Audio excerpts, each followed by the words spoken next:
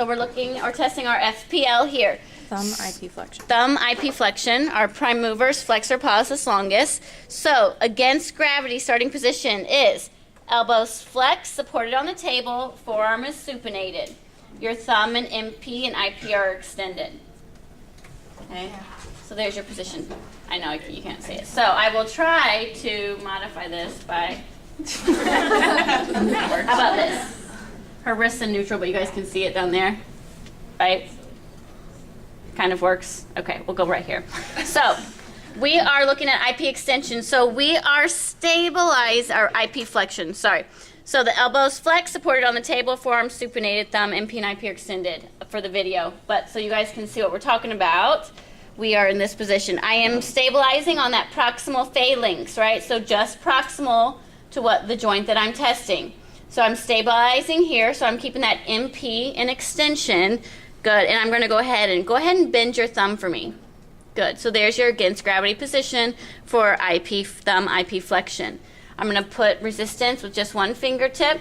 Good on that distal, distal phalanx. So on the tip of that small, the distal phalanx. And I'll do min, mod, and max. So there's your against gravity position for IP flexion. Thumb IP flexion. So your gravity eliminated is forearm supinated, supported by the table with your thumb, MP, and IP extended. Once again, I'm going to keep that MP into extension. Good. And I'm stabilizing that proximal phalanx. And then I'm going to say, go ahead and bend that thumb for me if you can. Good. And then I will apply min resistance to the tip of the thumb. Okay. So there's your IP, thumb IP flexion. Next, we're going to go to thumb MP flexion. Nice thing about this is, so we're looking at that flexor pollicis longus and flexor pollicis brevis as prime movers. We're back into this, elbows flexed, supported on the table, right? You're not floating around in space with it. You're supported on the table. Forearm supinated, thumb, MP, and IP are extended. Now I'm going to really stress to my patient that we're not going to bend at this joint, okay? So keep this joint straight whenever you perform this motion. I'm going to stabilize right here on the first metacarpal.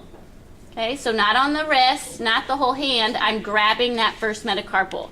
So once again, really important to know what you are, where your metacarpals are. I'm stabilizing my metacarpal.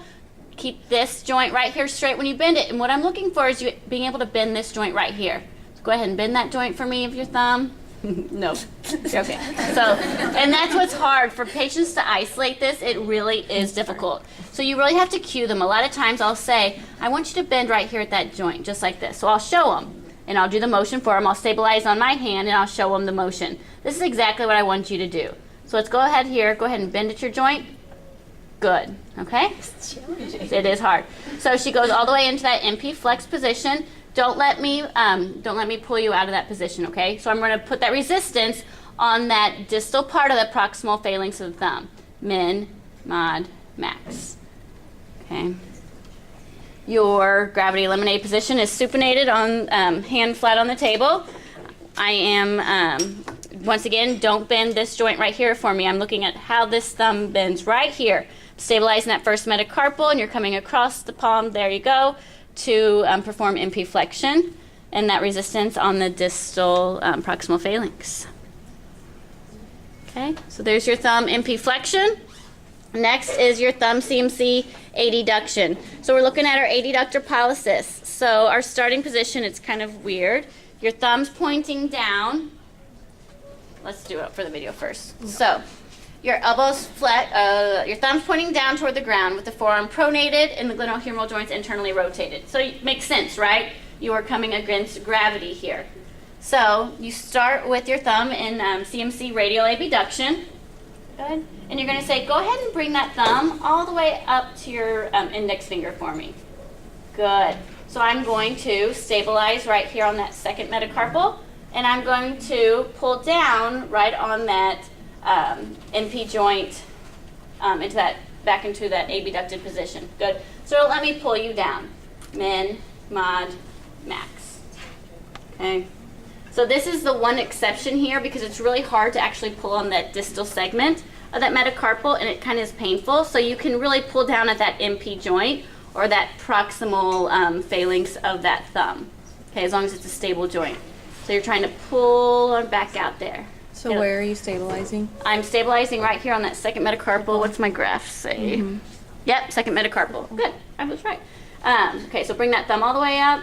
Good, I'm stabilizing here, and then I'm pulling in that opposite direction. So I'm going to pull right at that MP joint and try to pull her back into abduction. Min, mod, max.